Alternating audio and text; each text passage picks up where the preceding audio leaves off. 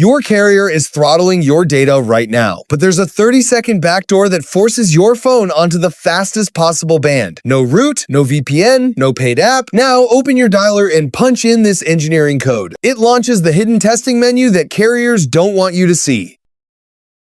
Hit phone information. In here, scroll to preferred network type. You'll see a massive list: GSM, WCDMA, CDMA, all that garbage. Ignore it. Pick LTE only if you're on 4G or NR only for 5G.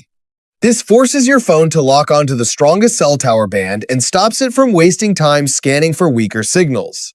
Now close everything and go to your settings and look for APN settings. You may find it inside SIM card and mobile networks on most devices. Click on your SIM card that you're using for internet and look for access point names. Select any APN and find protocol and force it to IPv4 only. Most carriers route IPv6 through congested proxies, so disabling it pushes your traffic onto cleaner IPv4 lanes. Now close everything and head to fast.com. That's Netflix's speed test, so it's not carrier friendly. Run it once. Note the garbage number, then run it again after these toggles.